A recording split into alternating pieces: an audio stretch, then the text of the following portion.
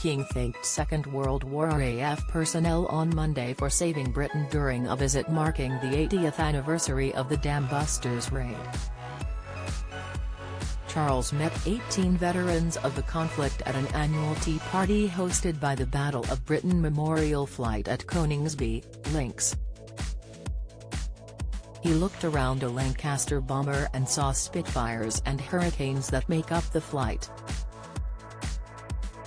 Turning towards some of the veterans, he said, "Thank God for all these men, people like you who looked after us." Among them were several bomber pilots and crew who flew countless missions over Germany in a campaign credited with seriously damaging the Nazi war machine. Meghan Markle and Prince Harry's empire crumbling into the ground. Latest, the Dambusters raid, known as Operation Chastise, has attracted its fair amount of controversy. The attack on German dams on the night of May 16/17, 1943 by 617 Squadron using bouncing bombs developed by Barnes-Wallis caused catastrophic flooding of the Ruhr Valley and of villages in the Eder Valley. An estimated 1,600 civilians, 600 Germans and 1,000 mainly Soviet slave laborers, drowned in the flooding. But the Germans had to divert men from the Atlantic Wall to repair the damage, weakening their defences after D-Day. The last of those who took part in the raid, squadron leader Johnny Johnson, died in December, but there were plenty of other veterans there on Monday to defend Bomber Command's wider role.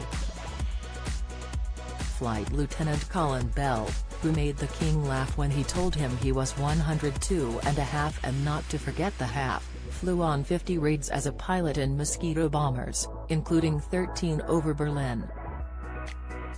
He insisted he and his comrades had performed a vital role in the war effort. Mr. Bell said, "We are criticized by people who would never have come into existence if we had lost the war. The objective of Bomber Command was to destroy the German capability of attacking us. We weren't interested in killing Germans.